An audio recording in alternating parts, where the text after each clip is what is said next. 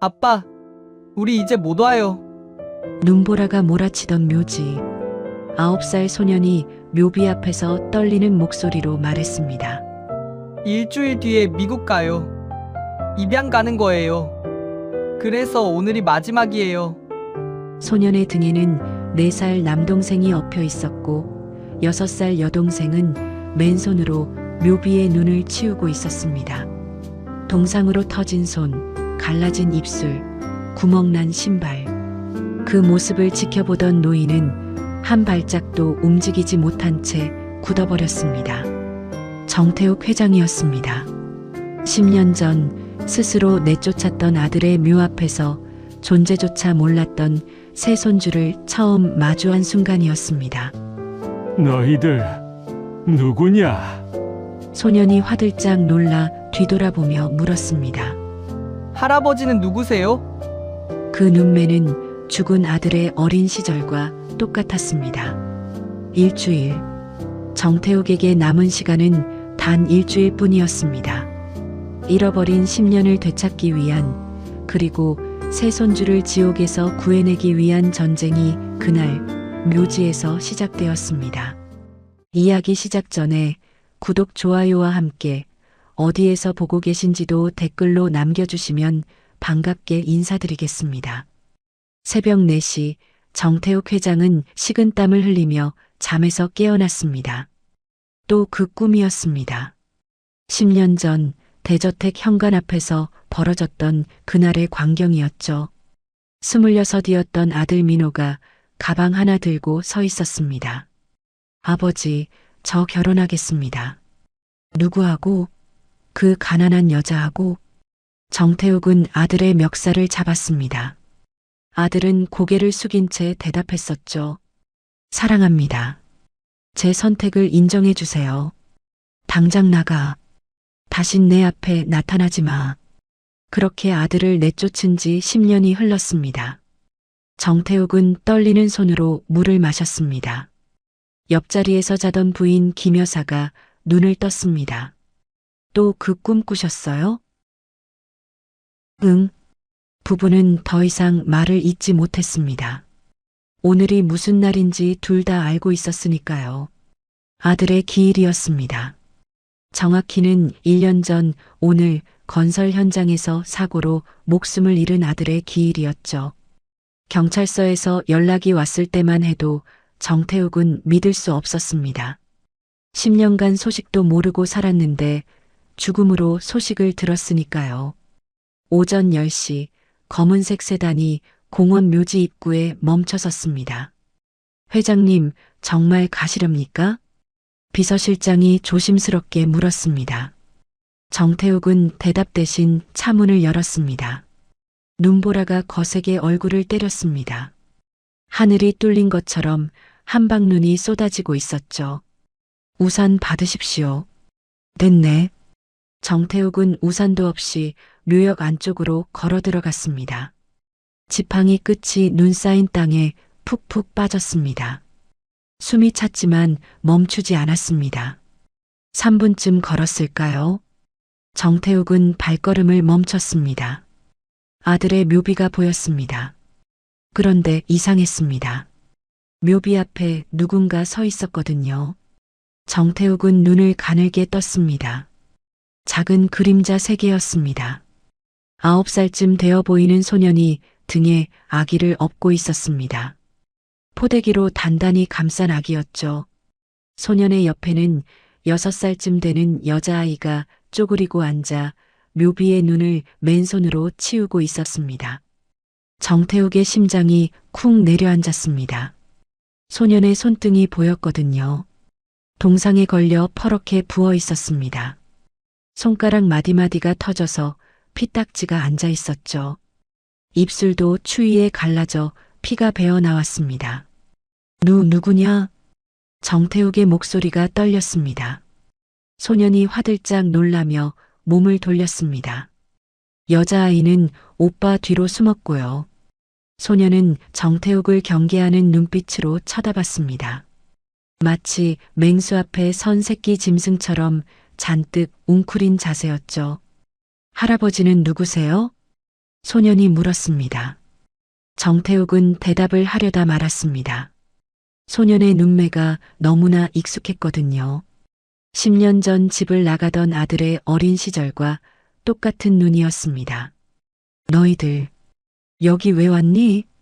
정태욱이 간신히 물었습니다. 소년은 대답 대신 주머니에서 무언가를 꺼냈습니다. 낡은 은행 통장이었습니다. 소년은 그 통장을 묘비 틈새에 조심스럽게 끼워 넣었습니다. 아빠, 이거 드릴게요. 소년의 목소리가 떨렸습니다. 우리 일주일 뒤에 미국 가요. 입양 가는 거예요.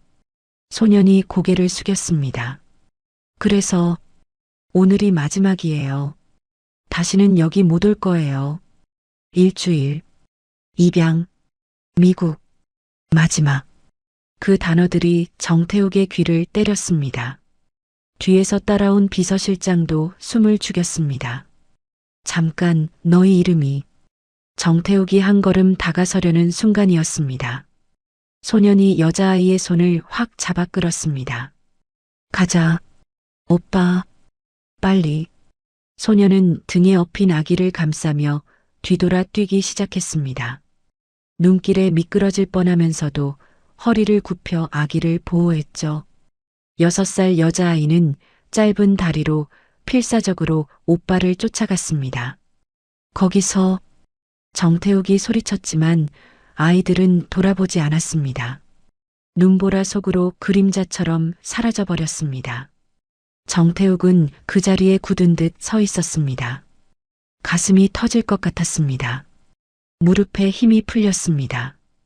회장님, 비서실장이 황급히 부축했습니다. 정태욱은 비틀거리며 묘비 앞으로 다가갔습니다. 아이들이 끼워 넣고 간 통장이 눈보라에 팔랑거리고 있었습니다. 떨리는 손으로 통장을 집어들었습니다. 통장 표지에 적힌 이름, 정민호. 분명 아들의 이름이었습니다. 정태욱은 통장을 펼쳤습니다. 10년 전부터 매달 5만 원씩 빠짐없이 입금된 기록이 보였습니다. 마지막 장에는 아들의 흘린 글씨가 적혀 있었죠. 아버지께 언젠가 손주들 얼굴 보여드릴 나를 위해. 민호 올림. 정태욱의 눈에서 뜨거운 눈물이 흘러내렸습니다. 그때였습니다. 비서실장이 눈 쌓인 바닥을 가리켰습니다. 회장님, 저것 좀 보십시오. 하얀 눈 위에 작은 발자국들이 찍혀 있었습니다. 낡은 운동화 밑창이 떨어져 나간 자국이었죠. 그리고 그 발자국 옆으로 붉은 점들이 이어져 있었습니다. 핏자국이었습니다. 아이들의 발이 얼어서 터진 것이었습니다. 정태욱은 입술을 깨물었습니다. 터져나오는 통곡을 삼키기 위해서였죠. 김 실장. 예, 회장님. 저 아이들 뒤따라가게. 어디로 가는지 확인하고. 알겠습니다. 그리고 정태욱이 통장을 꽉 움켜쥐었습니다. 오늘 안으로 모든 걸 알아내. 저 아이들이 누군지, 왜 입양을 가는지, 누가 보내는 건지. 일주일 시간이 많지 않네. 비서실장의 눈빛이 매서워졌습니다. 낱낱이 파헤치겠습니다. 정태욱은 다시 한번 묘비를 바라봤습니다. 눈보라가 거세게 몰아쳤지만 그의 눈빛만큼은 흔들리지 않았습니다. 민호야, 아비가 너무 늦게 왔구나. 그런데 내 아이들, 내 손주들을 이제야 만났다. 정태욱은 무릎을 꿇고 묘비 앞에 엎드렸습니다. 조금만 기다려라. 아비가 반드시 지켜낼 테니까. 눈보라는 계속 쏟아졌지만 정태욱의 가슴 속에는 10년 만에 처음으로 뜨거운 무언가가 타오르기 시작했습니다. 잃어버린 시간은 되돌릴 수 없었습니다. 하지만 남은 시간만큼은 달라질 수 있었습니다. 일주일. 그 안에 모든 것을 끝내야 했습니다. 구원의 시계는 이미 돌아가기 시작했습니다. 묘지에서 돌아온 정태욱은 곧장 서재로 향했습니다. 비서실장이 뒤따라 들어왔지만 정태욱은 손짓으로 나가라고 했습니다. 혼자 있고 싶었습니다. 책상 위에 낡은 통장을 올려놓았습니다. 떨리는 손으로 첫 장을 넘겼습니다. 10년 전 1월 5만 원 입금, 2월 5만 원 입금, 3월 5만 원 입금. 한 달도 빠짐없이 기록이 이어졌습니다. 통장 여백에는 아들의 작은 글씨가 빼곡했습니다. 민재 첫돌. 아버지를 닮아 눈이 큽니다. 정태욱의 손이 멈췄습니다. 민재. 그 소년의 이름이 민재였습니다. 다음 페이지를 넘겼습니다. 수진이 유치원 입학. 노래를 잘 부릅니다. 수진이. 묘지에서 오빠 뒤에 숨어 있던 그 여자아이였습니다. 또 넘겼습니다. 막내 100일. 형, 누나가 많이 돌봐줍니다. 정태욱의 눈에서 눈물이 뚝뚝 떨어졌습니다. 통장 위로 눈물 자국이 번졌습니다. 아들은 10년간 단 한 번도 아버지를 잊은 적이 없었습니다. 매달 손주들의 소식을 적어 놓았던 것이죠. 언젠가 아버지가 이 통장을 볼 날을 꿈꾸며 말입니다. 미안하다. 정말 미안하다. 정태욱은 책상에 엎드려 흐느꼈습니다. 62년을 살며 흘린 눈물보다 더 많은 눈물이 쏟아졌습니다. 1시간쯤 지났을까요? 노크 소리가 들렸습니다. 부인 김 여사가 조심스럽게 문을 열었습니다. 여보, 점심 드셔야죠. 김 여사는 남편의 울먹인 얼굴을 보고 가슴이 철렁했습니다. 무슨 일이에요? 묘지에서 무슨 일 있었어요? 정태욱은 대답 대신 통장을 내밀었습니다. 김 여사가 통장을 받아 펼쳤습니다. 첫 장을 보는 순간 그녀의 손이 파르르 떨렸습니다. 이게 뭐예요? 민호가 남긴 거요. 우리 손주들이 있어. 손주요? 김 여사의 목소리가 갈라졌습니다. 통장을 넘기며 아들이 적어놓은 메모들을 읽던 김 여사는 그만 주저앉고 말았습니다. 아이고, 민재, 수진이. 김 여사가 손주들의 이름을 중얼거렸습니다. 한 번도 안아보지 못한 손주들이었습니다. 그 애들 어디 있어요? 묘지에서 봤소. 민호 묘 앞에서. 뭐라고요? 김 여사가 벌떡 일어나려 했습니다. 하지만 다리에 힘이 풀려 다시 주저앉았습니다. 여보. 정태욱이 부인을 부축했습니다. 김 여사의 얼굴이 새하얗게 질렸습니다. 숨이 턱 막혀왔습니다. 숨이 안 쉬어져요. 김 실장, 주치의 선생님 모셔. 정태욱이 다급히 인터폰을 눌렀습니다. 5분 뒤 주치의가 달려왔습니다. 김 여사는 소파에 누운 채 산소 마스크를 쓰고 있었습니다. 과호흡 증세였습니다. 부인, 천천히 숨 쉬세요. 천천히. 의사의 진정 후에도 김 여사의 눈에서는 눈물이 멈추지 않았습니다.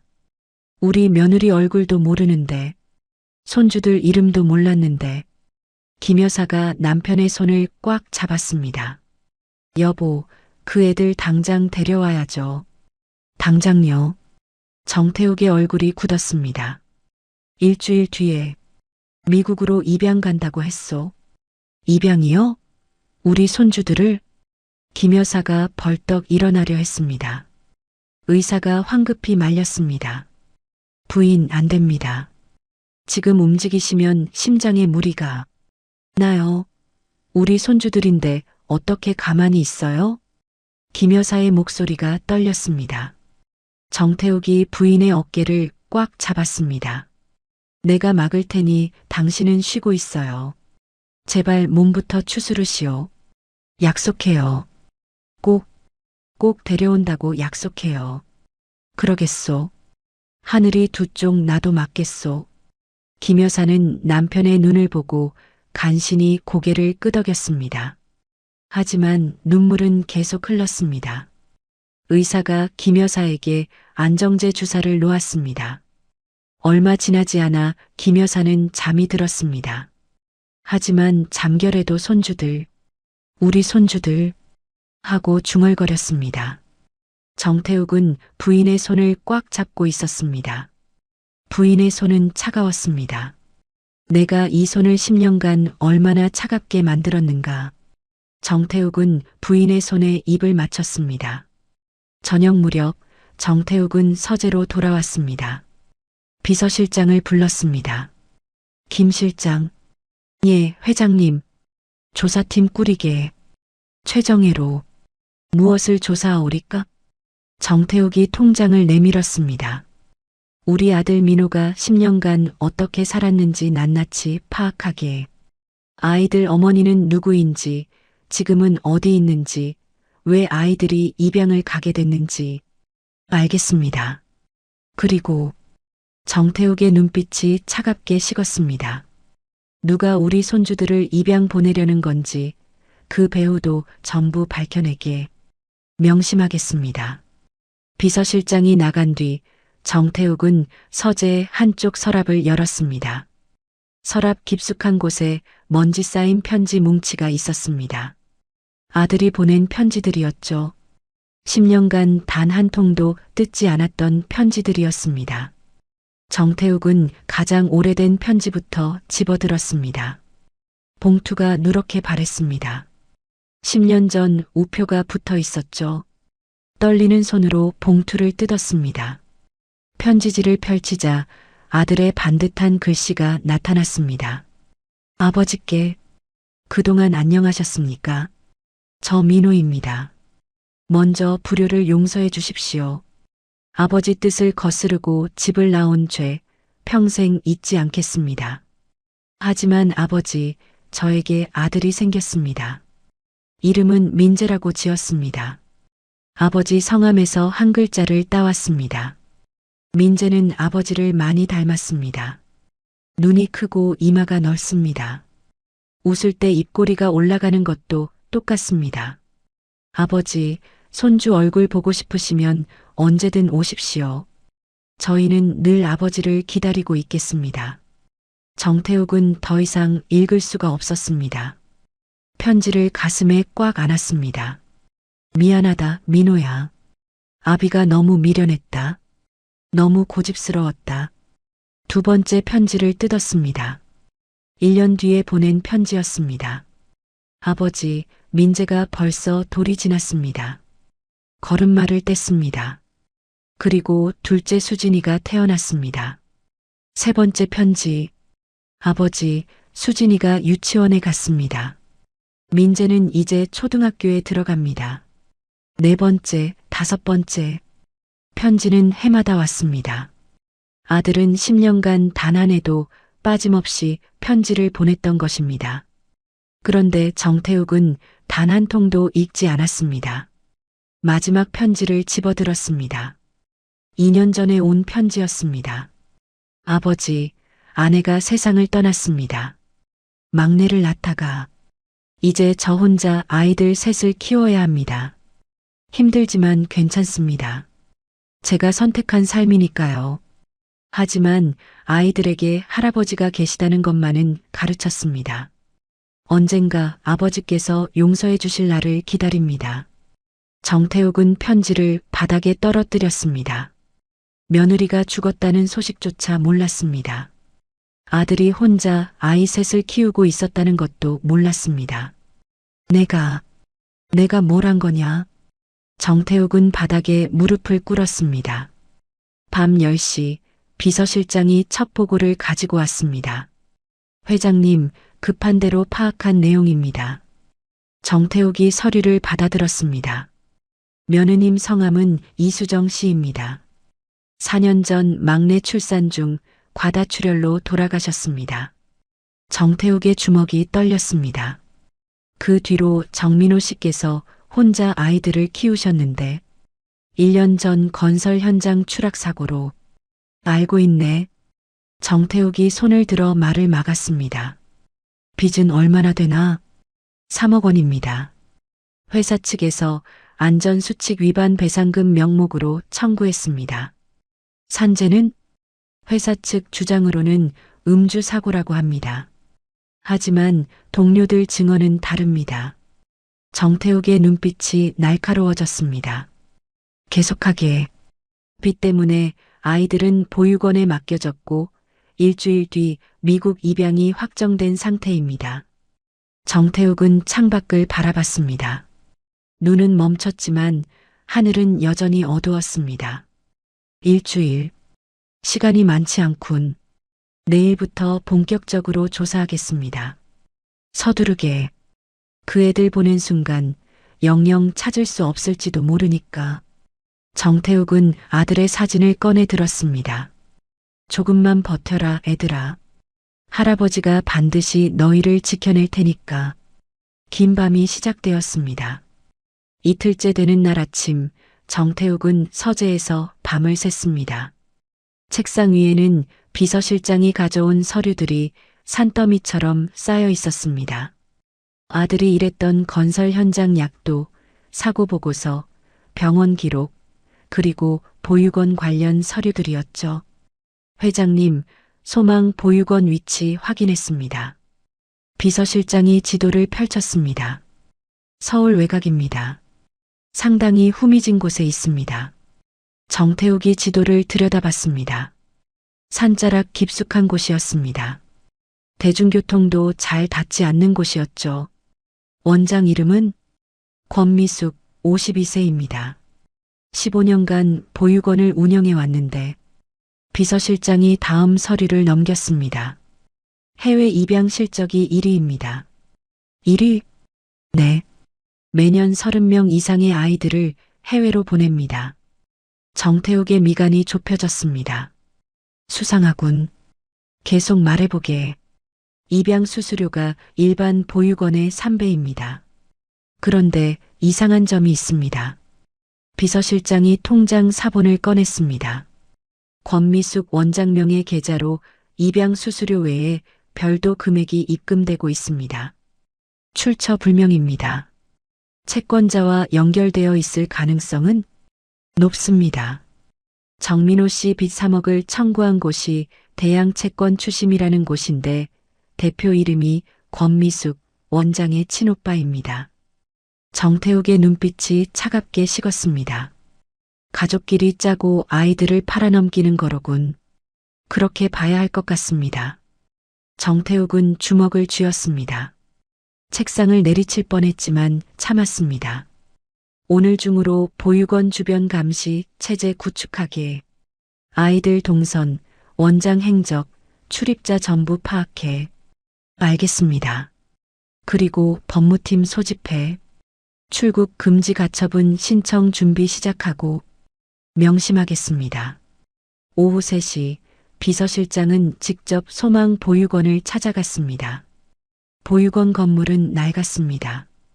외벽 페인트가 군데군데 벗겨져 있었고 창문은 철창으로 막혀 있었죠. 아이들을 보호하는 시설이라기보다는 가두는 시설처럼 보였습니다. 비서실장은 보육원 맞은편 언덕에 차를 세웠습니다. 망원경으로 보육원 안을 살폈습니다. 마당에 아이들이 나와 있었습니다. 10명쯤 되어 보였습니다. 그 중에서 한 소년이 눈에 띄었습니다. 등에 작은 아이를 업고 있는 9살 소년이었습니다. 민재였습니다. 민재는 6살쯤 되는 여자아이의 손을 잡고 마당 구석에 서 있었습니다. 수진이었죠. 다른 아이들이 뛰어노는 동안 민재는 그저 동생들을 지키듯 구석에 서 있었습니다. 그때였습니다. 보육원 직원으로 보이는 여자가 나와서 민재에게 소리쳤습니다. 야, 이민재. 거기서 뭐해? 청소 안 하고. 민재가 고개를 숙였습니다. 수진이의 손을 놓고 빗자루를 들었습니다. 등에 엎여있던 막내가 울음을 터뜨렸습니다. 으앙. 시끄러워. 내 울리지 말라니까. 직원이 민재의 머리를 탁 쳤습니다. 민재는 아무 말도 하지 않았습니다. 그저 막내를 달래며 빗자루질을 시작했습니다. 비서실장의 손이 떨렸습니다. 망원경을 쥔 손에 힘이 들어갔습니다.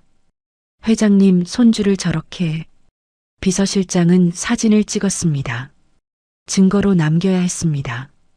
저녁 6시 보육원 원장실에 불이 켜졌습니다. 권미숙 원장이 전화 통화를 하고 있었습니다. 비서실장이 설치한 도청 장치가 대화를 고스란히 녹음하고 있었죠. 오빠, 애들 건강검진표 조작했어. 상대방 목소리가 들렸습니다. 얼마나 받을 수 있는데? 한 명당 5,000불씩 더 받을 수 있어. 셋이니까 15,000불이지. 좋아. 그럼 빨리 보내. 일주일 뒤면 돈 들어오는 거지? 응. 미국 양부모 측에서 입금 확인했어. 권미숙 원장이 낄낄거리며 웃었습니다. 이번에 한 건 제대로 하는 거야. 빚쟁이 새끼들 치우고 돈까지 챙기고. 비서실장의 얼굴이 굳었습니다. 녹음기에 빨간 불이 깜빡이고 있었습니다. 밤 9시 보육원 2층 작은 방. 민재는 막내를 재우고 수진이 옆에 누웠습니다. 오빠 배고파?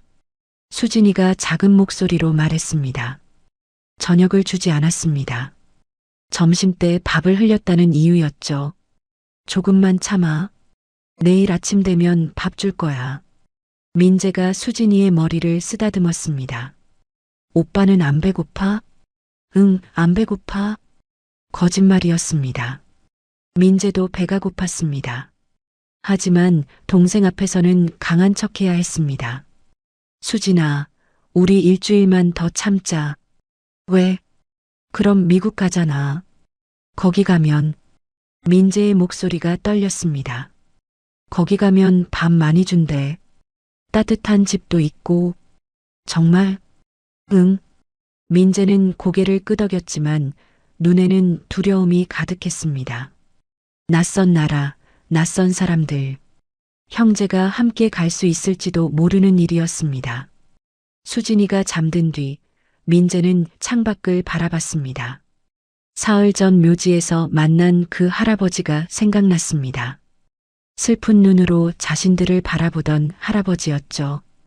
할아버지는 누구였을까? 민재는 고개를 저었습니다. 헛된 기대는 하지 않기로 했습니다.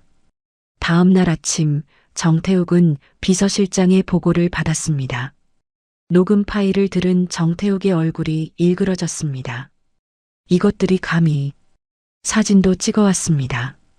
비서실장이 사진을 내밀었습니다.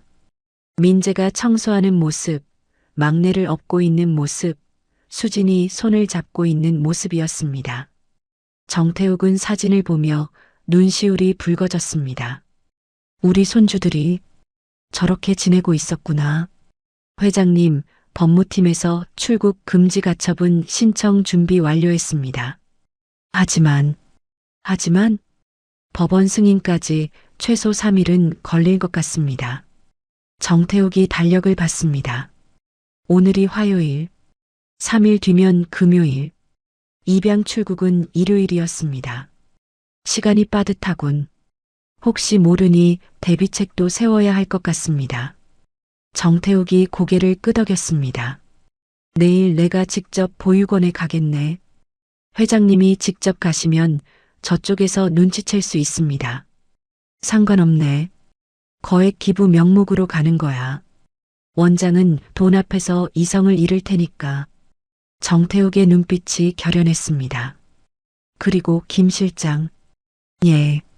우리 손주들 얼굴이라도 제대로 봐야겠네. 사진으로만 보기엔 가슴이 너무 아프네. 정태욱은 민재 사진을 손에 쥐었습니다. 조금만 기다려라. 할아버지가 곧 간다. 그날 밤 보육원 주변에는 정태욱의 감시팀이 배치되었습니다. 24시간 감시 체제였습니다.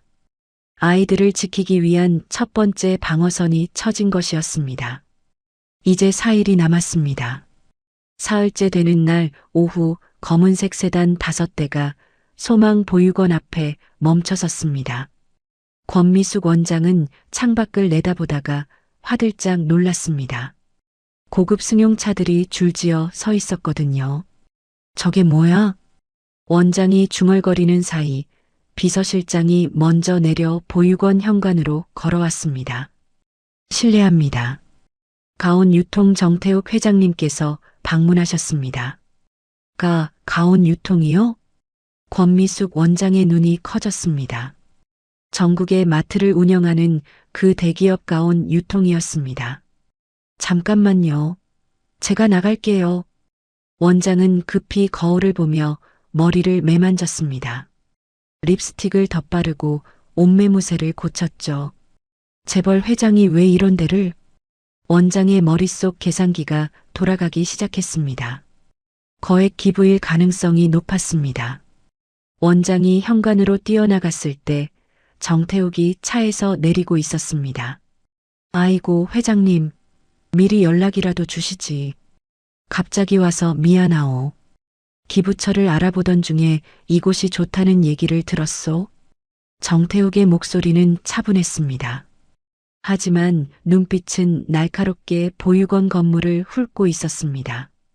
페인트 벗겨진 외벽, 녹슨 철창, 곰팡이 냄새가 풍기는 현관. 정태욱의 미간이 미세하게 좁혀졌습니다. 어서 들어오세요. 안으로 모시겠습니다. 원장이 앞장서서 원장실로 안내했습니다. 급히 방향제를 뿌린 티가 났습니다. 역한 냄새가 코를 찔렀죠. 앉으십시오. 정태욱은 소파에 앉지 않았습니다. 대신 벽에 걸린 식단표를 바라봤습니다. 한우 불고기, 유기농 샐러드, 신선한 과일. 잉크가 채 마르지도 않은 식단표였습니다. 방금 급히 출력해서 붙인 게 분명했죠. 식단이 아주 훌륭하군요. 정태욱이 말했습니다. 당연하죠.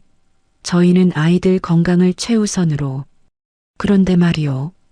정태욱이 원장을 돌아봤습니다. 이렇게 좋은 음식을 먹는 아이들 얼굴이 왜 그렇게 핏기가 없을까요? 예. 아까 마당에서 봤소. 아이들 얼굴이 다들 창백하더군요. 원장의 웃음이 굳었습니다. 아, 그게 요즘 감기가 돌아서요. 그렇습니까? 정태욱은 더 묻지 않았습니다. 대신 책상 위에 놓인 서류철을 가리켰습니다. 보육원 운영 현황 좀 볼 수 있겠소? 네, 당연하죠. 원장이 서류철을 펼쳤습니다. 수입과 지출 내역이 적혀 있었습니다. 정태욱이 손가락으로 한 줄을 짚었습니다. 여기 계산이 안 맞는데요? 예. 어디가요? 원장이 당황하며 들여다봤습니다. 정태욱은 일부러 틀린 숫자를 짚었습니다. 민재를 시험하기 위해서였죠. 아이들 좀 불러주시겠소? 직접 만나보고 싶소. 아, 네. 당연하죠. 원장이 인터폰을 눌렀습니다. 민재, 수진이 막내 데리고 원장실로 와. 잠시 후 문이 열렸습니다. 민재가 막내를 업고 들어왔습니다. 수진이는 오빠 옷자락을 꼭 잡고 있었죠.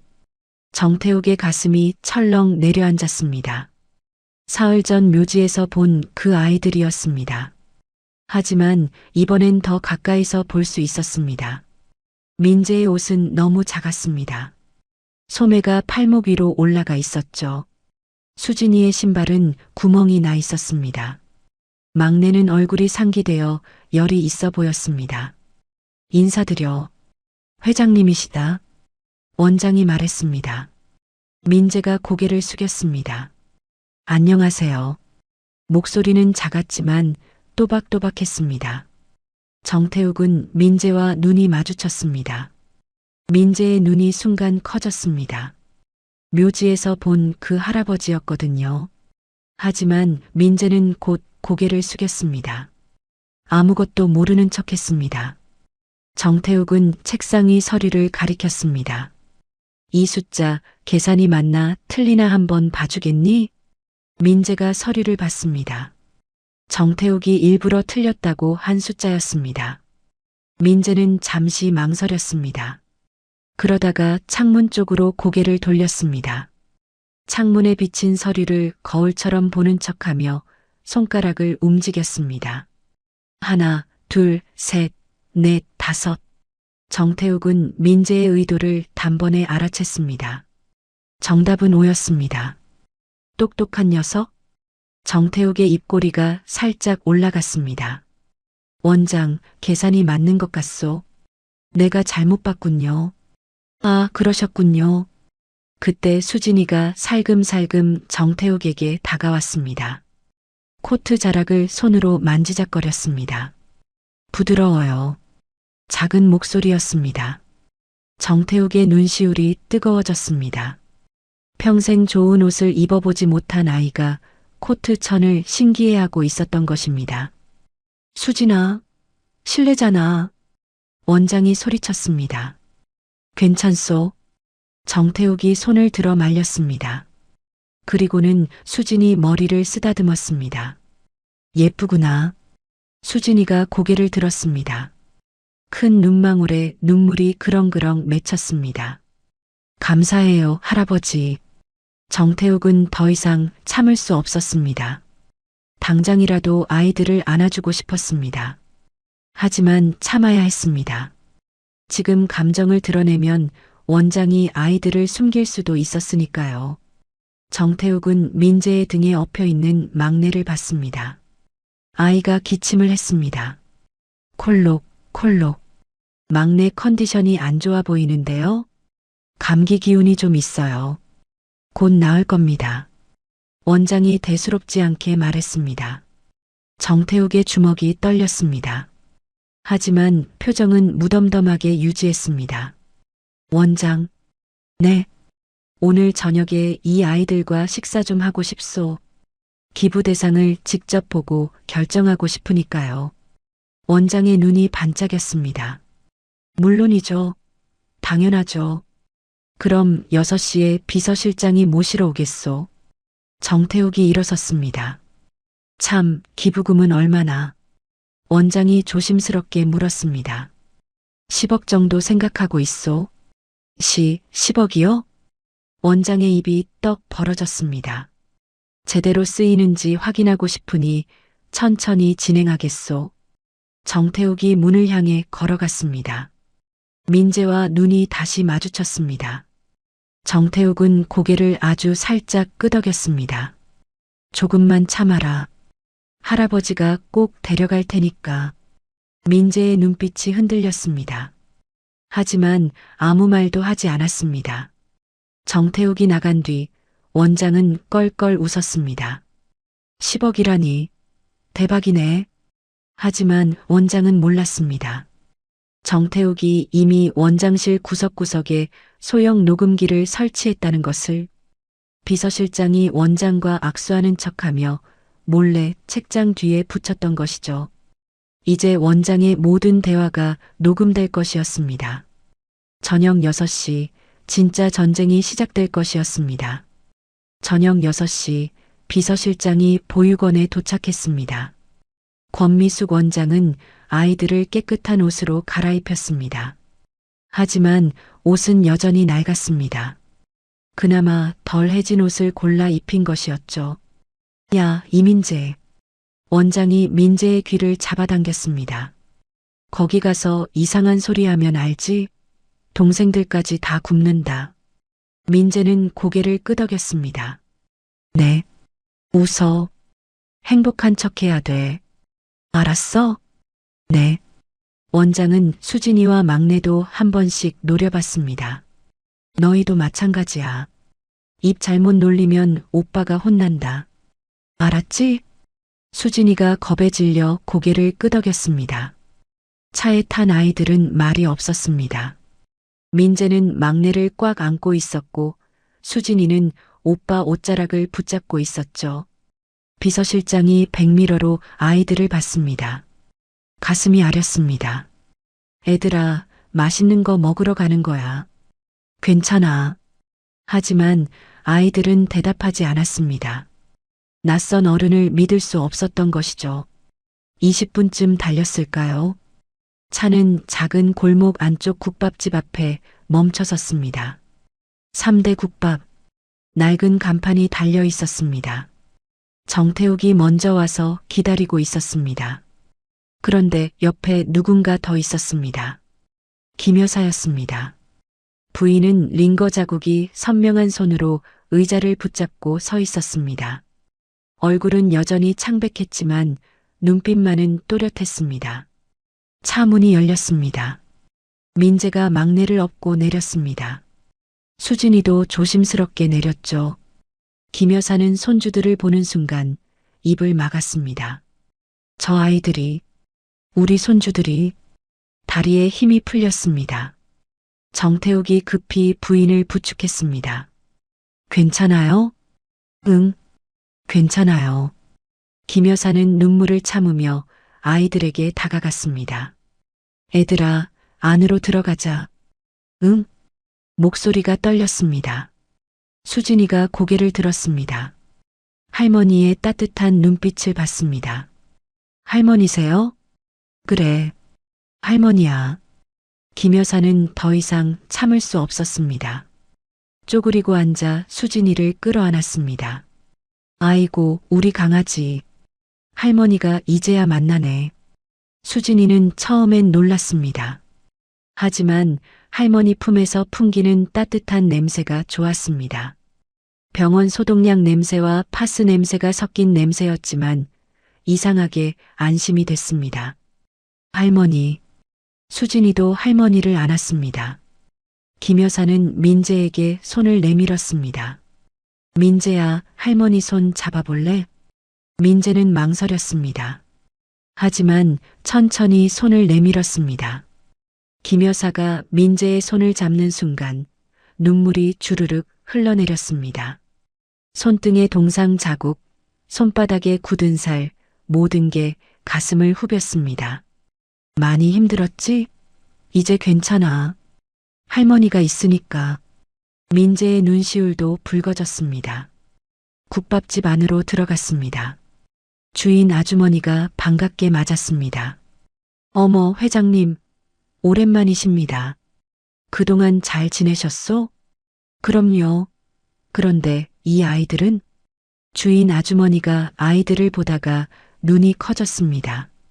혹시 민호 씨 아이들 아니에요? 정태욱이 고개를 끄덕였습니다. 맞소. 우리 손주들이요. 세상에. 민호 씨가 아이들 얘기 많이 하셨는데 얼마나 자랑스러워 하셨는지. 주인 아주머니의 눈도 젖었습니다. 민재가 수학을 잘한다고, 수진이가 노래를 잘한다고, 막내가 형 누나 잘 따른다고 맨날 그 얘기만 하셨어요. 정태욱의 가슴이 먹먹해졌습니다.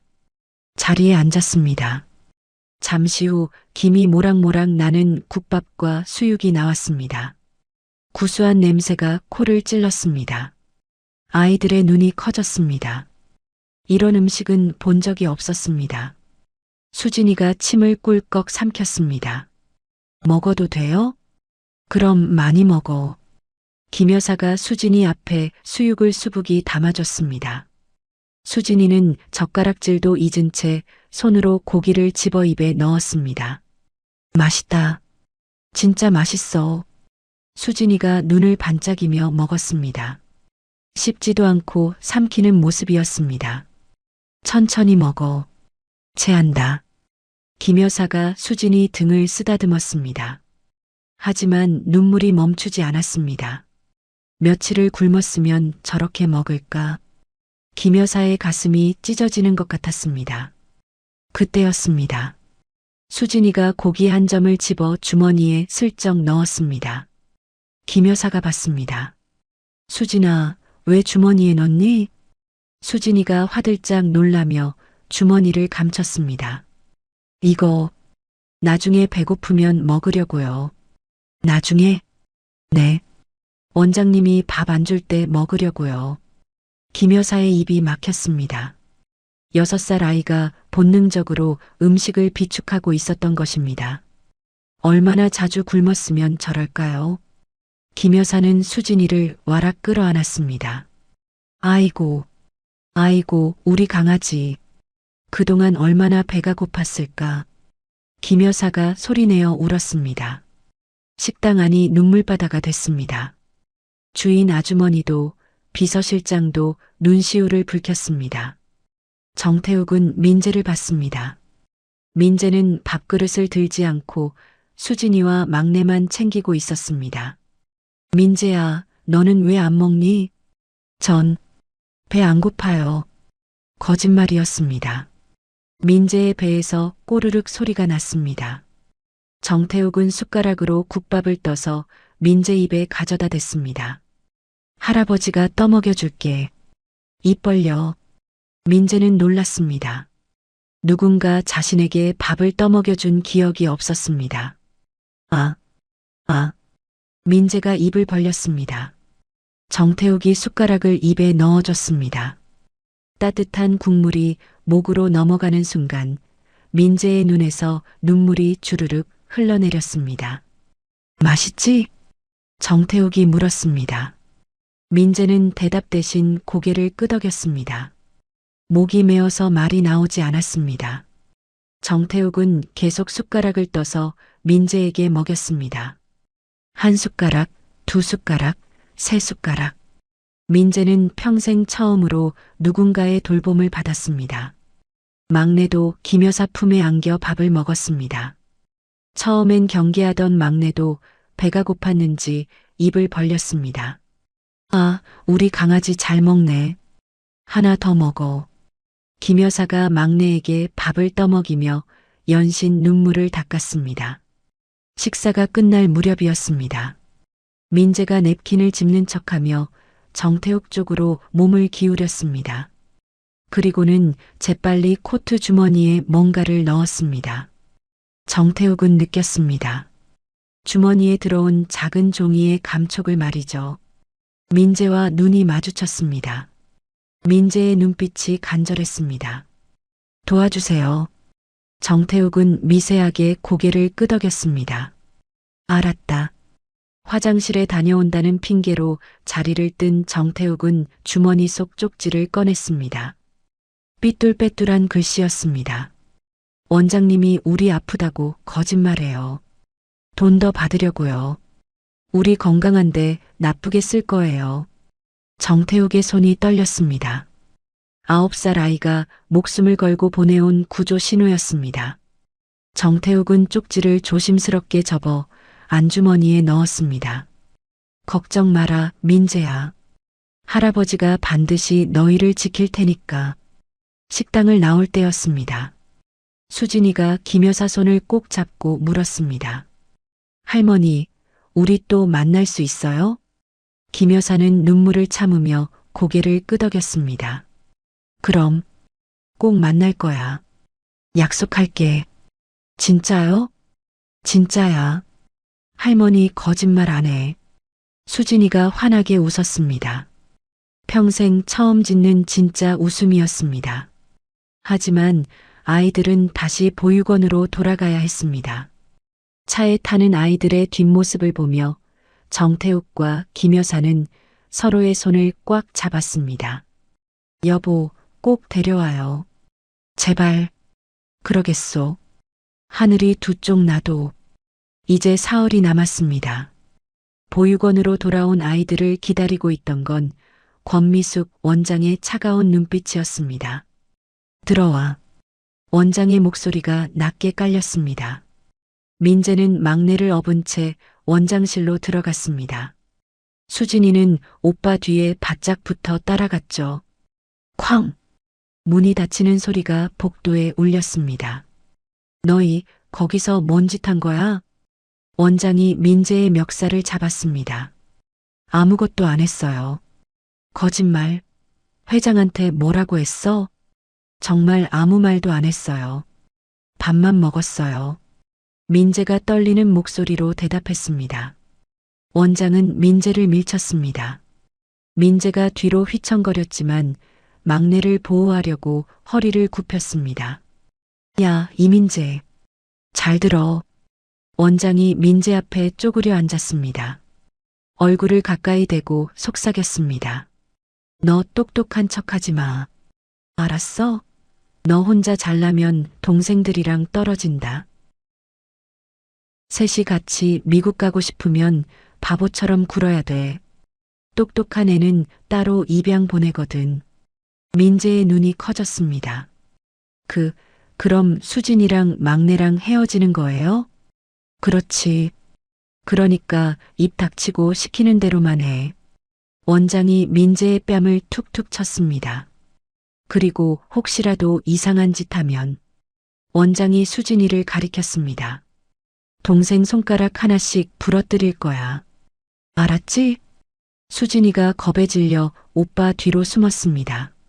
네, 알겠어요. 민재가 고개를 숙였습니다. 방 들어가. 오늘 저녁은 없어. 예. 밥값 나왔으니까 됐잖아. 들어가라고. 원장이 아이들을 복도 끝 작은 방으로 밀어 넣었습니다. 쾅! 문이 닫히고 자물쇠가 잠기는 소리가 들렸습니다. 방은 추웠습니다. 난방이 들어오지 않았습니다. 창문 틈으로 찬바람이 쌩쌩 들어왔죠. 민재는 막내를 내려놓고 수진이를 끌어안았습니다. 수진아, 괜찮아. 무섭지 않아. 오빠, 배고파. 조금만 참자. 내일 아침 되면 밥 줄 거야. 민재가 수진이의 머리를 쓰다듬었습니다. 막내가 기침을 했습니다. 콜록, 콜록. 열이 더 올랐습니다. 이마가 뜨겁게 달아올랐죠. 민재는 자신의 옷을 벗어 막내를 감쌌습니다.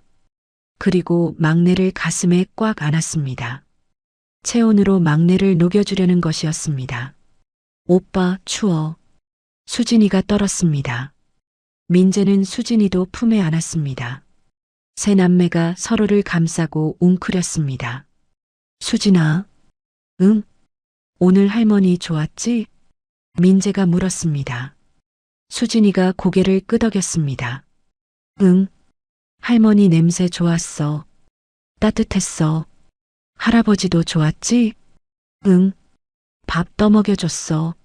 수진이의 목소리가 밝아졌습니다.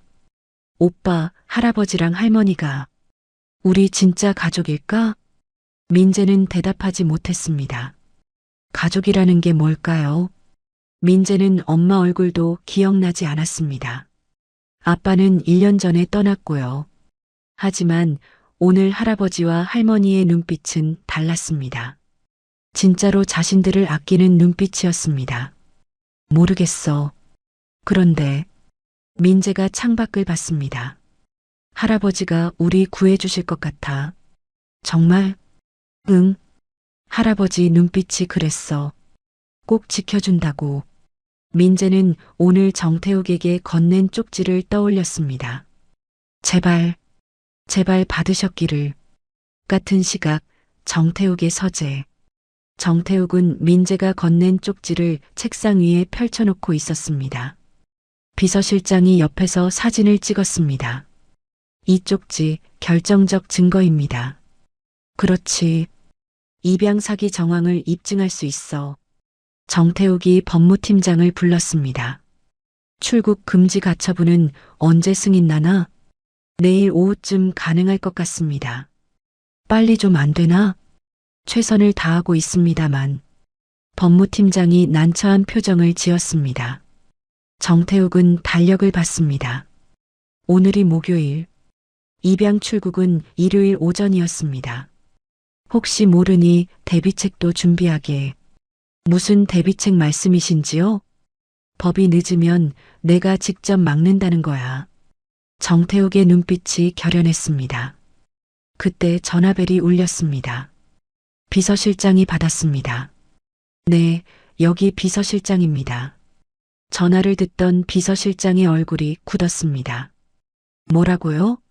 지금 당장? 정태욱이 눈빛으로 물었습니다. 비서실장이 전화를 끊고 보고했습니다. 회장님, 큰일입니다. 권미숙 원장이 입양 일정을 앞당기려 합니다. 뭐? 방금 미국 입양 기관에 연락했다고 합니다.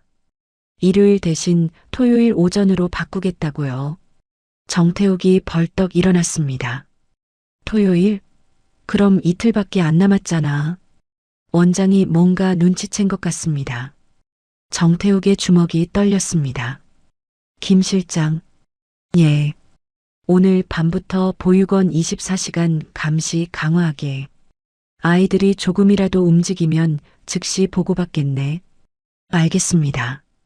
그리고 법무팀, 경찰서장, 검찰, 총동원회. 내일 안으로 모든 법적 절차 끝내야 해. 정태욱이 창밖을 봤습니다. 달이 떠 있었습니다. 조금만 버텨라, 민재야. 할아버지가 반드시 간다. 보육원 2층 작은 방. 민재는 잠들지 못하고 있었습니다. 수진이와 막내는 지쳐 잠들었지만 민재는 눈을 뜨고 있었습니다. 창문 틈으로 달빛이 새어 들어왔습니다. 민재는 주머니에서 작은 쇠클립을 꺼냈습니다. 오늘 청소하다가 주운 것이었습니다. 혹시 모를 탈출을 위해서였습니다. 민재는 창문 경첩을 살폈습니다. 낡은 나사가 녹슬어 있었습니다. 이걸 풀면 창문을 열 수 있을지도. 하지만 민재는 고개를 저었습니다. 막내가 아픕니다. 추운 밤에 도망칠 수 없었습니다. 그리고 설령 도망친다 해도 갈 곳이 없었습니다. 할아버지, 제발 와주세요. 민재는 달을 보며 빌었습니다. 그때였습니다. 복도에서 발소리가 들렸습니다. 민재가 귀를 기울였습니다. 권미숙 원장이 전화 통화를 하며 지나가고 있었습니다. 오빠 일정 앞당겼어. 토요일 아침에 공항 가. 왜 갑자기? 그 노인네가 수상해. 뭔가 꾸미는 것 같아. 알았어. 그럼 내가 토요일 새벽에 차 가져갈게. 응. 애들 절대 놓치면 안 돼. 이번에 돈 못 받으면 우리 망해. 발소리가 멀어졌습니다. 민재의 얼굴이 창백해졌습니다. 토요일? 그러니까 모레였습니다. 안 돼. 너무 빨라. 민재는 떨리는 손으로 수진이를 흔들었습니다. 수진아. 응? 수진이가 잠결에 눈을 떴습니다. 오빠 왜? 우리 모레 가야 할지도 몰라. 미국? 응. 수진이의 눈에 눈물이 고였습니다. 할머니 못 만나? 모르겠어. 그런데 수진아. 민재가 동생의 손을 꽉 잡았습니다. 오빠가 꼭 지킬게. 우리 셋이서 절대 떨어지지 말자. 응. 수진이가 고개를 끄덕였습니다. 민재는 잠든 막내를 봤습니다.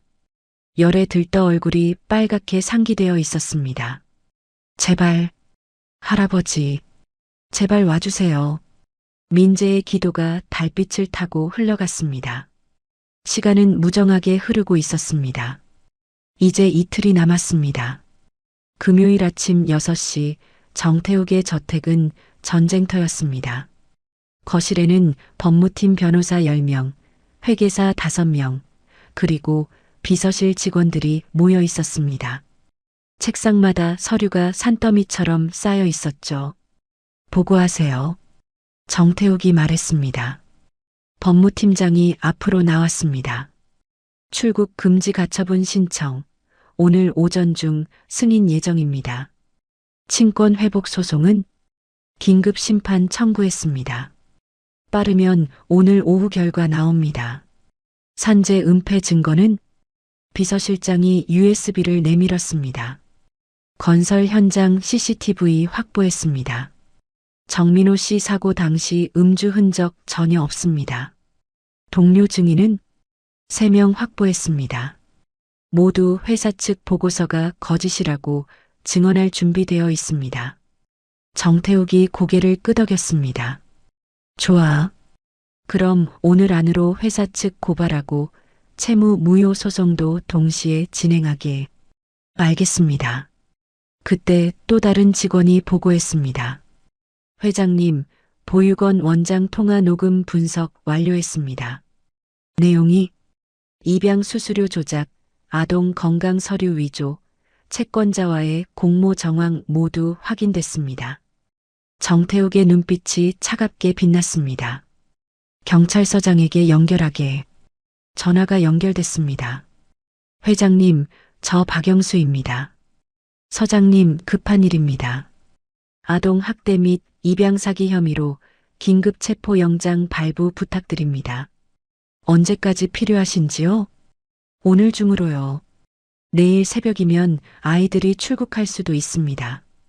전화 너머로 서장의 한숨소리가 들렸습니다. 회장님, 그게 법적으로 절차가... 서장님, 정태욱의 목소리가 낮아졌습니다.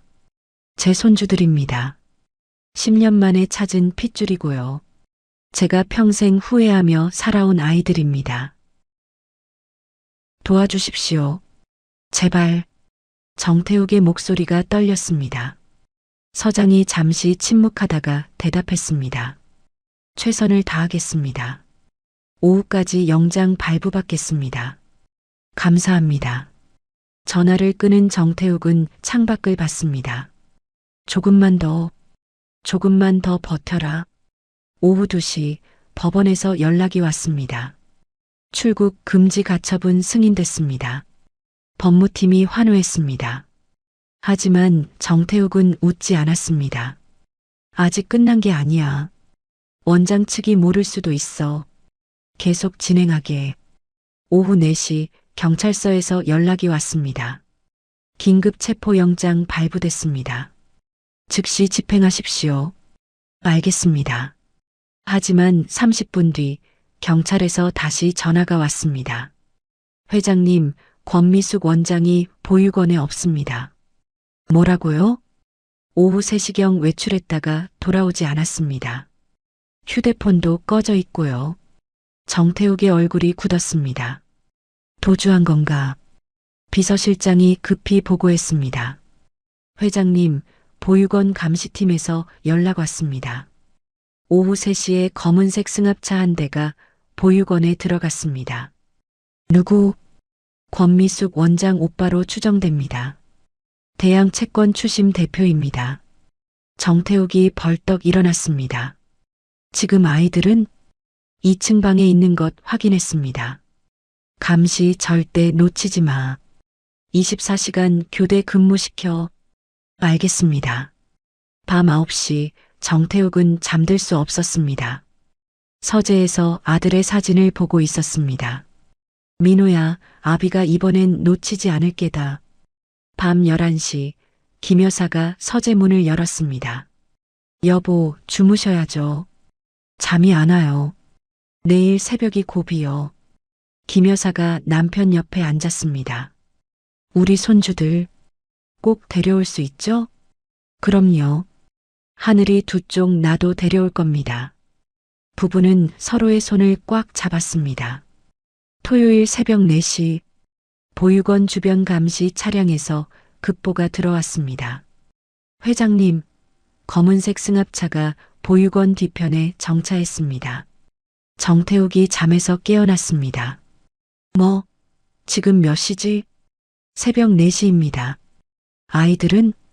확인 중입니다. 2분 뒤 다시 연락이 왔습니다. 회장님, 큰일입니다. 2층 창문이 열렸습니다. 누군가 사다리를 타고 올라가고 있습니다. 정태욱의 심장이 쿵 내려앉았습니다. 당장 막아. 하지만 우리가 들어가면 불법 침입이. 상관없어. 내 손주들 지켜. 정태욱이 소리쳤습니다. 모든 차량 출동. 지금 당장. 정태욱은 옷도 제대로 입지 않고 뛰쳐나왔습니다. 김 여사도 따라 나왔습니다. 여보, 당신은 여기 계셔요. 싫어요. 나도 갈 거예요. 부부는 함께 차에 올랐습니다. 전속력으로 검은색 세단이 새벽 도로를 질주했습니다. 뒤로 경호 차량 10대가 따랐습니다. 같은 시각 보육원 2층 민재는 잠에서 깼습니다. 창문이 삐걱거리는 소리가 들렸습니다. 민재가 눈을 떴을 때 창문으로 낯선 남자가 들어오고 있었습니다. 권미숙 원장의 오빠였습니다. 조용히 해. 소리 지르면 동생들 다친다. 남자가 손전등을 켰습니다. 민재는 본능적으로 막내와 수진이를 끌어안았습니다. 싫어요. 안 가요. 시끄러워. 남자가 민재의 팔을 낚아챘습니다. 수진이가 깼습니다. 으앙, 오빠, 수진아. 남자가 수진이와 막내까지 거칠게 들어올렸습니다. 빨리 차에 태워. 창문 밖에서 다른 남자가 아이들을 받았습니다. 민재가 발버둥쳤습니다. 나요. 우리 안 가요. 닥쳐. 남자가 민재 입을 막았습니다. 그때였습니다. 보육원 정문이 와르르 열리는 소리가 들렸습니다. 거기서 정태욱의 경호원들이 뛰어들어왔습니다. 도망쳐. 납치범들이 아이들을 안은 채 사다리로 내려가기 시작했습니다. 바로 그때 보육원 앞에 헤드라이트가 번쩍였습니다. 정태욱의 차량 행렬이 도착한 것이었습니다. 멈춰. 정태욱이 차에서 뛰어내렸습니다. 납치범들은 아이들을 승합차에 밀어넣고 시동을 걸었습니다. 부르릉. 엔진 소리가 울렸습니다. 하지만 승합차는 움직일 수 없었습니다. 정태욱의 차량들이 사방을 가로막고 있었으니까요. 비켜. 비키라고. 납치범이 소리쳤습니다. 정태욱은 승합차 앞으로 걸어갔습니다. 지팡이를 든 노인의 걸음이었지만 그 위압감은 대단했습니다. 내 손주들을 어디로 데려가려는 거냐? 정태욱의 목소리가 새벽 공기를 갈랐습니다. 그 순간 경찰차 사이렌 소리가 들렸습니다. 경찰차 5대가 도착했습니다. 꼼짝 마. 긴급 체포 영장 집행한다. 경찰들이 승합차를 포위했습니다. 납치범들은 차 문을 잠그고 버텼습니다. 문 열어. 안 열면 강제로 연다. 경찰이 소리쳤습니다. 승합차 안에서 아이들 우는 소리가 들렸습니다. 으앙. 오빠. 정태욱의 가슴이 찢어지는 것 같았습니다. 당장 문 열어. 정태욱이 승합차 창문을 주먹으로 쳤습니다. 김 여사도 차에서 내려 달려왔습니다. 우리 손주들, 제발 문 열어요. 결국 경찰이 강제로 차 문을 열었습니다. 납치범 2명이 끌려 나왔습니다. 그리고 승합차 뒷좌석. 민재가 막내를 꽉 안고 있었습니다. 수진이는 오빠 옷자락을 붙잡고 울고 있었죠. 할아버지. 민재의 떨리는 목소리가 들렸습니다. 정태욱은 차 안으로 손을 뻗었습니다. 괜찮아. 이제 괜찮아. 할아버지가 왔다. 민재가 할아버지 품으로 쓰러졌습니다. 김 여사가 수진이와 막내를 안아 올렸습니다. 아이고, 우리 강아지들. 무서웠지? 이제 괜찮아. 새벽 하늘이 서서히 밝아오고 있었습니다. 긴 밤이 끝나고 비로소 아침이 오고 있었습니다. 새벽 5시 아이들을 태운 정태욱의 차가 저택을 향해 출발했습니다. 뒷좌석에는 민재가 막내를 안고 앉아 있었습니다. 수진이는 김 여사 품에 파고들어 있었죠. 차 안은 조용했습니다. 아무도 말을 하지 않았습니다. 다만 서로의 온기만 느끼고 있었습니다. 민재는 창밖을 보지 않았습니다. 대신 할아버지의 코트 자락을 꽉 쥐고 있었습니다. 정태욱이 민재의 머리를 쓰다듬었습니다. 무서웠지? 민재가 고개를 끄덕였습니다. 이제 괜찮아. 할아버지가 지켜줄 테니까. 정말 다시 안 가도 돼요? 민재의 목소리가 떨렸습니다. 그럼 다신 안 가. 법원에서 허락도 받았어. 이제 너희는 할아버지 할머니랑 사는 거야. 민재의 눈에서 눈물이 주르륵 흘러내렸습니다. 참고 참았던 눈물이 터진 것이었습니다. 할아버지. 응, 민재야. 많이 울어. 괜찮아. 정태욱이 민재를 끌어안았습니다. 민재는 할아버지 품에서 소리내어 울었습니다. 9살 소년이 1년간 참아왔던 울음이었습니다. 김 여사 품의 수진이도 울었습니다. 막내도 울음을 터뜨렸습니다. 차 안이 아이들의 울음소리로 가득 찼습니다. 하지만 그것은 더 이상 두려움의 울음이 아니었습니다. 안도의 울음이었습니다. 30분쯤 달렸을까요? 차가 큰 철문 앞에 멈췄습니다. 철문이 천천히 열렸습니다. 민재가 고개를 들었습니다. 눈앞에 거대한 저택이 보였습니다. 여기가 할아버지 집이에요? 응. 이제 너희 집이기도 하고. 차가 현관 앞에 섰습니다. 비서실장이 먼저 내려 문을 열어줬습니다. 회장님, 모든 준비 완료했습니다. 수고했네. 정태욱이 민재를 안아내렸습니다. 김 여사는 수진이와 막내를 데리고 내렸죠. 현관문이 열렸습니다.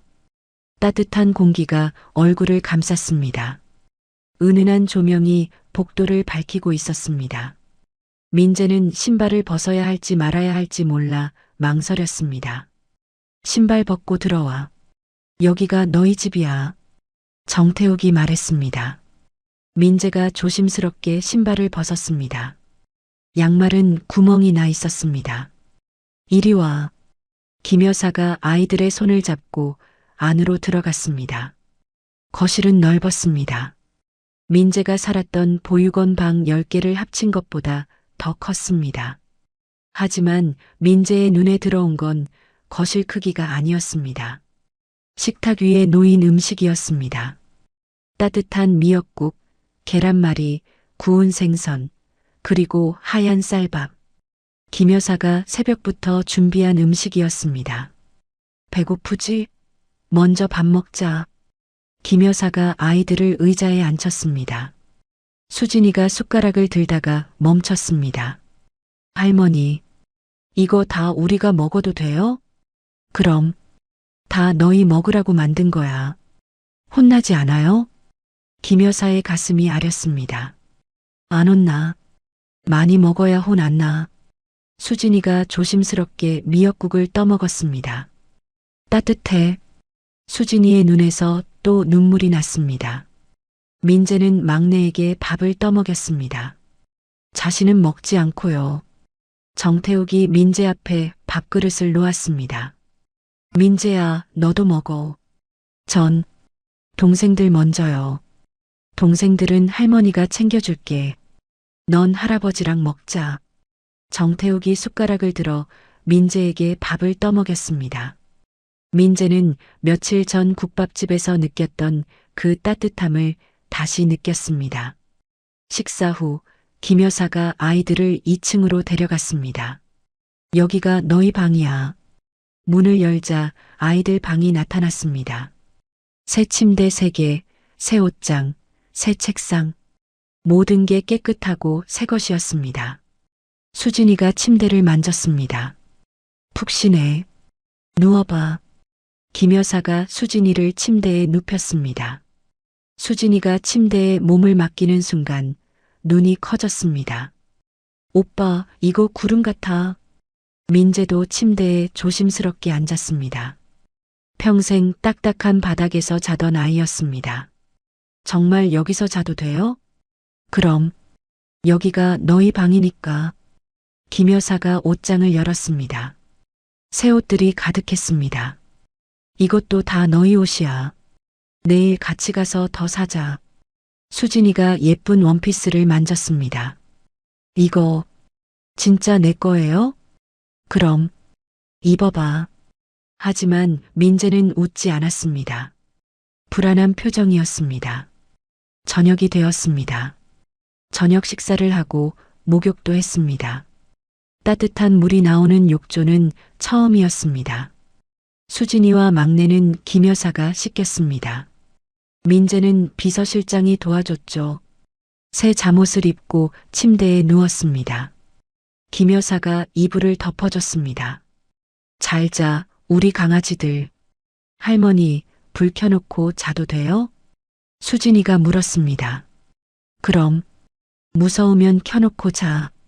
김 여사가 작은 스탠드를 켜줬습니다. 할머니는 옆방에 있어. 무서우면 언제든 불러. 네. 김 여사가 나간 뒤 민재는 잠들지 못했습니다. 옆에서 수진이와 막내는 잠들었습니다. 편안한 침대에서 깊은 잠에 빠진 것이죠. 하지만 민재는 눈을 뜨고 있었습니다. 1시간쯤 지났을까요? 민재가 조용히 일어났습니다. 방문을 열고 복도로 나갔습니다. 현관 쪽으로 걸어갔습니다. 현관문 손잡이를 잡았습니다. 잠겨 있는지 확인하려는 것이었습니다. 민재야. 뒤에서 목소리가 들렸습니다. 정태욱이었습니다. 민재가 화들짝 놀라며 돌아봤습니다. 할아버지, 저는 문 잠겼나 확인하려던 거지? 민재가 고개를 끄덕였습니다. 무서워서요. 나쁜 사람들이 또 올까봐. 정태욱이 민재에게 다가갔습니다. 그리고 무릎을 꿇고 민재와 눈높이를 맞췄습니다. 민재야, 할아버지가 약속할게. 이 집 문은 할아버지가 지킨다. 나쁜 사람 절대 못 들어와. 그리고 너희를 다시는 아무도 데려가지 못해. 정말이요? 정말이야. 할아버지가 목숨 걸고 지킬게. 민재의 눈에서 눈물이 났습니다. 할아버지, 저 무서워요. 응, 알아. 무서울 수 있어. 정태욱이 민재를 안았습니다.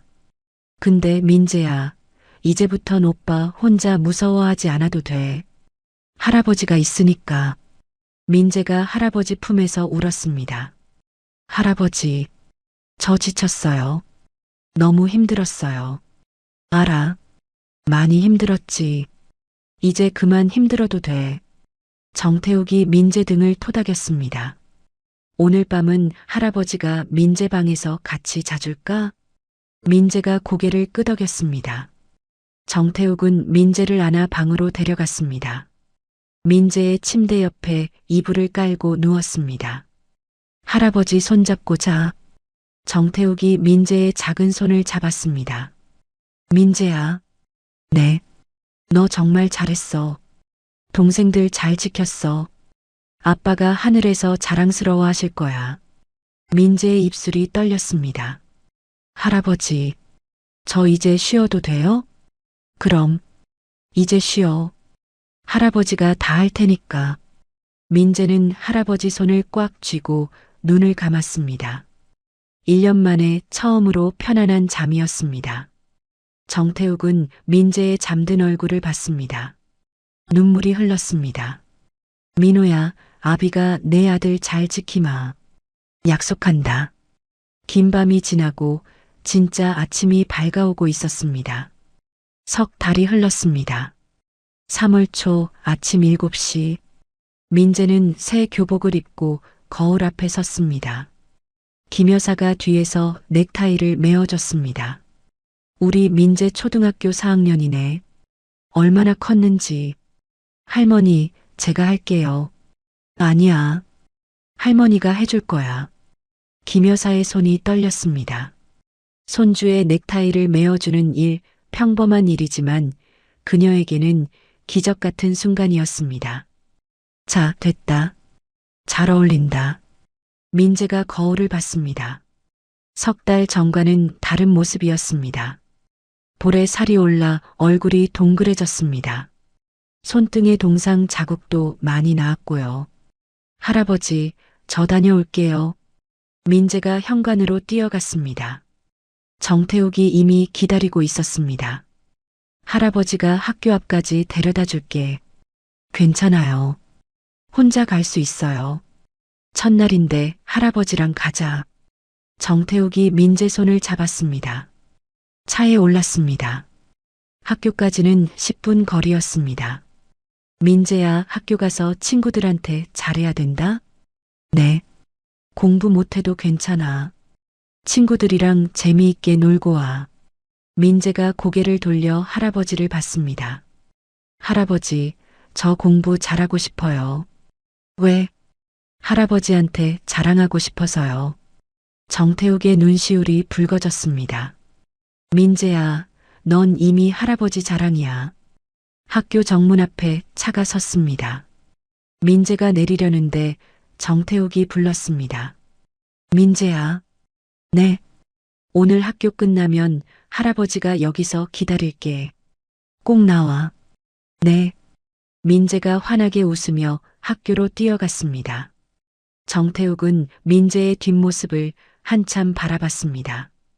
같은 시각 집에서는 수진이가 유치원 가방을 메고 있었습니다. 할머니, 저 예쁘죠? 분홍색 원피스를 입은 수진이가 빙글빙글 돌았습니다. 그럼 우리 수진이가 제일 예뻐. 김 여사가 수진이 머리를 빗겨줬습니다. 할머니, 오늘 친구 사귈 수 있을까요? 당연하지. 수진이처럼 착한 애를 누가 안 좋아하겠니? 수진이가 유치원 버스를 타러 나갔습니다. 버스에 오르기 전 수진이가 돌아서서 손을 흔들었습니다. 할머니, 다녀올게요. 그래, 잘 다녀와. 김 여사는 수진이가 탄 버스가 보이지 않을 때까지 손을 흔들었습니다. 집으로 돌아온 김 여사는 막내 방으로 갔습니다. 막내는 아직 잠들어 있었습니다. 이제 5살이 된 막내였죠. 김 여사가 이불을 살짝 들춰봤습니다. 막내의 숨소리가 고르게 들렸습니다. 3달 전만 해도 막내는 폐렴 기운이 있었습니다. 하지만 병원 치료를 받고 많이 좋아졌습니다. 할머니, 막내가 눈을 떴습니다. 응, 우리 강아지 일어났네? 배고파요. 그래, 할머니가 맛있는 거 해줄게. 김 여사가 막내를 안아 1층으로 내려갔습니다. 부엌에서 아침을 준비했습니다. 막내가 좋아하는 계란찜이었습니다. 할머니, 이거 맛있어요. 막내가 숟가락으로 계란찜을 떠먹었습니다. 많이 먹어. 튼튼해져야지. 김 여사는 막내가 먹는 모습을 보며 흐뭇하게 웃었습니다. 오후 2시 정태욱은 회사에 나갔습니다. 3달간 집에만 있다가 오늘 처음 복귀하는 것이었습니다. 회장실 문을 여는 순간 임직원들이 박수로 맞았습니다. 회장님, 환영합니다. 정태욱이 고개를 숙여 인사했습니다. 그동안 수고들 많았소. 임원회의가 시작됐습니다. 비서실장이 보고했습니다. 회장님, 산재 은폐 건으로 건설사 측에서 정식 사과했습니다. 보상금 5억 원 합의 완료했습니다. 좋아요. 그 돈은 전액 정민호 추모 장학재단에 기부하게. 알겠습니다. 그리고 아들 묘지 이장은 이번 주 토요일로 확정됐습니다. 새로 조성한 가족묘지에 안장하실 수 있습니다. 정태욱이 고개를 끄덕였습니다. 회의가 끝난 뒤 정태욱은 민재를 불렀습니다. 민재야, 오늘 할아버지 회사 구경 올래? 전화 너머로 민재의 기쁜 목소리가 들렸습니다. 정말요? 갈게요. 1시간 뒤 민재가 회사에 도착했습니다. 정태욱이 민재의 손을 잡고 사무실을 돌았습니다. 여기가 할아버지 회사야. 와, 크다. 민재가 눈을 반짝였습니다. 임원실에 들어갔습니다. 여러분, 소개합니다. 제 손자 민재입니다. 임원들이 일어나 박수를 쳤습니다. 안녕하세요. 민재가 인사했습니다. 아이고, 회장님 닮았네요. 똑똑해 보여요. 임원들이 반겼습니다. 정태욱은 민재를 회장실 의자에 앉혔습니다. 민재야, 여기 앉아봐. 민재가 큰 의자에 앉았습니다. 발이 바닥에 닿지 않았습니다. 할아버지, 여기가 할아버지 자리예요? 그래. 나중에 저도 여기 앉을 수 있어요? 정태욱이 웃었습니다. 민재가 원하면 그렇게 될 수도 있지. 하지만 민재는 민재가 하고 싶은 걸 하면 돼. 전 할아버지처럼 되고 싶어요. 민재가 진지하게 말했습니다. 정태욱의 가슴이 뭉클했습니다. 저녁, 온 가족이 식탁에 모였습니다. 김 여사가 준비한 저녁상이 차려졌습니다. 자, 다들 많이 먹어. 민재가 수진이 그릇에 반찬을 덜어줬습니다. 막내 물잔에 물도 따라줬고요. 오빠 고마워. 천천히 먹어. 식사 중에 수진이가 말했습니다. 할머니, 오늘 유치원에서 친구 생겼어요. 정말? 이름이 뭔데? 지우예요. 저한테 그림 그리는 거 가르쳐 줬어요. 잘 됐네. 내일 또 만나겠구나? 네. 지우가 우리 집에 놀러 와도 되냐고 물어봤어요. 김 여사가 환하게 웃었습니다. 그럼 언제든지 데려와. 막내도 끼어들었습니다. 저도 친구 만들고 싶어요. 우리 막내도 유치원 가면 친구 많이 사귀게 될 거야. 정태욱이 말했습니다. 저녁 식사 후 정태욱이 발표했습니다. 다음 주 토요일에 다 같이 사진관 가자. 사진관요? 응. 가족 사진 찍으려고. 수진이가 손뼉을 쳤습니다. 와, 예쁜 옷 입고 찍어요? 그럼, 제일 예쁜 옷 입고. 민재가 조용히 물었습니다. 할아버지, 아빠도 같이 찍을 수 있어요? 정태욱이 민재의 머리를 쓰다듬었습니다. 그럼, 아빠 사진도 함께 넣어서 찍자. 네. 민재의 눈에 눈물이 맺혔습니다. 토요일 가족묘지 이장식이 있었습니다. 정태욱이 새로 조성한 가족묘지에 아들의 묘를 옮겼습니다. 민재, 수진이, 막내도 함께 왔습니다. 묘비 앞에 꽃을 놓았습니다. 민재가 가방에서 시험지를 꺼냈습니다. 수학 100점짜리 시험지였습니다. 아빠, 저 열심히 공부했어요. 민재가 시험지를 묘비 앞에 놓았습니다. 수진이는 유치원에서 그린 그림을 놓았습니다. 가족 그림이었습니다. 할아버지, 할머니, 오빠, 수진이 막내. 그리고 하늘에서 내려다보는 아빠가 그려져 있었습니다. 아빠, 우리 잘 지내요. 걱정 마세요. 수진이가 말했습니다. 정태욱과 김 여사는 아들 묘 앞에 무릎을 꿇었습니다. 민호야, 아이들 잘 키우마. 아비가 책임지고.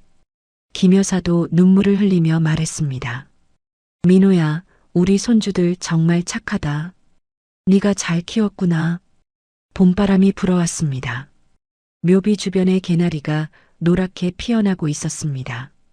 겨울이 지나고 봄이 오고 있었습니다. 4월 중순, 봄이 완연히 찾아왔습니다. 가족묘지 주변의 벚나무에는 하얀 꽃이 만개했습니다. 정태욱과 김 여사 그리고 세 남매가 함께 묘지를 찾았습니다. 민재는 깨끗한 셔츠를 입고 있었습니다. 수진이는 분홍색 원피스를 입었고요. 막내는 김 여사가 손수 고른 파란색 조끼를 입었습니다.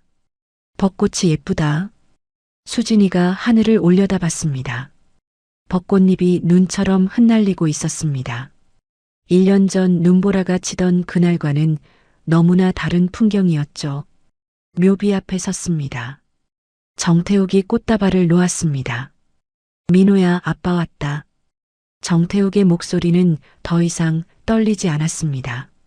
대신 평온함이 묻어났습니다. 아이들 잘 크고 있다. 민재는 학교에서 반장도 됐어. 수진이는 노래를 잘 불러서 유치원 발표회에 나갔고, 막내는 이제 할머니 손잡고 마트도 가. 정태욱이 아이들을 돌아봤습니다. 다들 건강하게 잘 자라고 있어. 네가 그렇게 바랐던 대로. 민재가 앞으로 나왔습니다. 가방에서 편지 한 통을 꺼냈습니다. 아이가 정성껏 쓴 편지였습니다. 아빠, 저 민재예요. 민재가 편지를 펼쳤습니다. 저 이제 안 무서워요. 할아버지, 할머니가 계셔서요. 밤에도 편하게 자요. 악몽도 안 꿔요. 민재의 목소리가 또렷했습니다. 수진이랑 막내도 행복해요. 수진이는 친구도 많이 생겼어요. 막내는 매일 할머니한테 안겨서 잠들어요. 민재가 숨을 한번 크게 들이쉬었습니다. 아빠, 제가 아빠 대신 동생들 잘 지킬게요. 그리고 할아버지, 할머니도 제가 도와드릴게요. 민재가 편지를 묘비 앞에 놓았습니다. 아빠 사랑해요. 보고 싶어요. 김 여사가 손수건으로 눈물을 닦았습니다. 수진이도 앞으로 나왔습니다. 아빠, 저 수진이에요. 저 이제 노래 부를 수 있어요. 수진이가 작은 목소리로 노래를 불렀습니다. 우리 아빠, 좋은 아빠, 하늘에서 우리 보고 계시죠? 유치원에서 배운 노래의 가사를 바꿔 부른 것이었습니다. 수진이의 맑은 목소리가 봄바람을 타고 흘렀습니다. 막내도 비석 앞으로 걸어갔습니다. 아빠. 막내는 아빠 얼굴을 기억하지 못했습니다. 하지만 사진으로 봤던 아빠의 미소는 기억했습니다. 아빠, 보고 싶어요. 막내가 묘비를 꼭 안았습니다. 김 여사가 막내를 안아 올렸습니다. 자, 이제 할머니가 말할게. 김 여사가 묘비 앞에 섰습니다. 민호야, 며느리 얼굴도 못 본 시어머니를 용서해라. 너희 엄마한테도 미안하다고 전해줘. 김 여사의 목소리가 떨렸습니다. 아이들 정말 잘 키웠구나. 착하고 씩씩하게. 고생 많았다, 우리 아들. 김 여사가 손수건으로 눈물을 닦았습니다. 정태욱이 부인의 어깨를 감싸 안았습니다. 민호야, 아비도 한 말씀 더 하마. 정태욱이 주머니에서 낡은 통장을 꺼냈습니다. 1년 전 묘지에서 민재가 남기고 간 바로 그 통장이었습니다. 이 통장, 아비가 액자에 넣어서 집에 걸어뒀다. 매일 보면서 내 마음을 기억하려고. 정태욱이 통장을 가슴에 안았습니다. 네가 10년간 아비를 기다렸듯이 이제 아비가 너를 기억하며 살겠다. 정태욱이 묘비에 손을 얹었습니다. 고맙다, 아들아. 아이들을 남겨줘서. 덕분에 아비가 다시 살아야 할 이유를 찾았다. 벚꽃잎이 바람에 흩날려 묘비 위에 쌓였습니다. 마치 축복처럼, 위로처럼. 묘지를 나서며 민재가 뒤를 돌아봤습니다. 할아버지, 우리 다음 달에도 올까요? 그럼 매달 오자. 저도 매번 편지 쓸게요. 그래, 좋은 생각이다. 정태욱이 민재 손을 잡았습니다. 주차장으로 걸어가는 가족의 뒷모습. 할아버지와 할머니, 그리고 세 남매. 5사람의 그림자가 봄볕 아래 하나로 겹쳐졌습니다. 차에 오르기 전 정태욱이 하늘을 올려다봤습니다. 푸른 하늘이 끝없이 펼쳐져 있었습니다. 민호야, 잘 보고 있니? 아이들 이렇게 잘 크고 있단다. 정태욱이 미소 지었습니다. 집으로 돌아가는 길. 차 안에서 수진이가 물었습니다. 할아버지, 오늘 저녁엔 뭐 먹어요? 수진이 먹고 싶은 거 먹자. 뭐 먹고 싶니? 불고기요. 그래, 불고기 먹자. 민재는? 전 할머니가 해주시는 거면 다 좋아요. 김 여사가 민재 머리를 쓰다듬었습니다. 할머니가 오늘 특별히 맛있게 해줄게. 막내는 뭐 먹고 싶니? 케이크요. 케이크? 오늘 누구 생일도 아닌데? 그냥 먹고 싶어요. 정태욱이 웃었습니다. 그래, 케이크도 사가자. 빵집에 들르자. 차가 빵집 앞에 섰습니다. 정태욱과 세 남매가 함께 빵집에 들어갔습니다. 케이크를 고르는 아이들을 보며 정태욱은 행복했습니다. 이런 평범한 일상, 1년 전만 해도 꿈도 꾸지 못했던 순간들이었습니다. 할아버지, 이거요. 수진이가 딸기 케이크를 가리켰습니다. 좋아, 그걸로 하자. 집에 돌아왔습니다. 저녁 준비를 하는 김 여사 옆에서 민재가 상추를 씻었습니다. 할머니, 제가 도와드릴게요. 우리 민재 기특하네. 그래, 저 그릇에 담아줘. 수진이는 거실에서 그림을 그렸습니다. 오늘 묘지에서 본 벚꽃을 그리는 중이었죠. 막내는 정태욱 무릎에 앉아 동화책을 보고 있었습니다. 할아버지, 이 토끼 귀여워요. 그래, 할아버지도 그렇게 생각해. 평범한 저녁 시간. 하지만 이 가족에게는 기적 같은 시간이었습니다. 저녁 식사 후 케이크에 초를 꽂았습니다. 왜 초를 꽂아요? 막내가 물었습니다.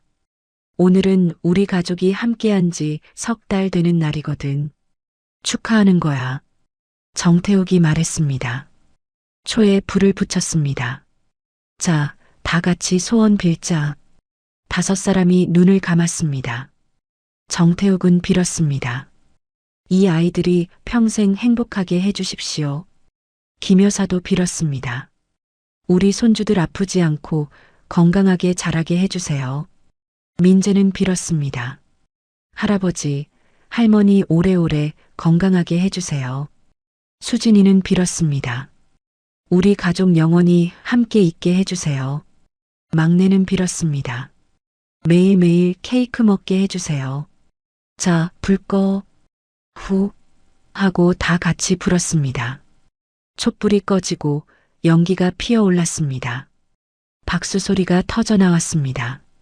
케이크를 나눠 먹으며 정태욱이 말했습니다. 애들아, 할아버지가 하고 싶은 말이 있어. 아이들이 정태욱을 봤습니다.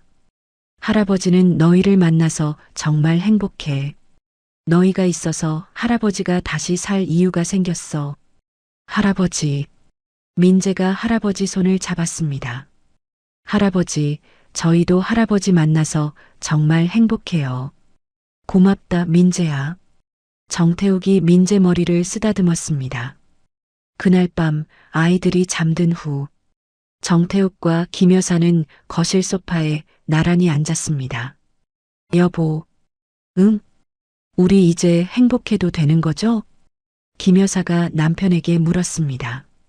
정태욱이 부인 손을 꼭 잡았습니다. 그럼, 이제 행복해도 돼. 아니, 행복해야 해. 아이들을 위해서라도. 10년을 돌아왔네요. 민호가 떠나고. 그래. 10년 만에 다시 만났지. 늦었지만 그래도 만났어. 부부는 서로를 바라보며 미소 지었습니다. 창밖으로 봄밤이 깊어가고 있었습니다. 별들이 반짝이고 있었습니다. 어딘가에서 아들 민호도 이 가족을 바라보며 미소 짓고 있을 것 같았습니다. 겨울이 지나고 봄이 왔듯이, 절망이 지나고 희망이 왔듯이, 이 가족에게도 마침내 진짜 봄이 찾아온 것이었습니다.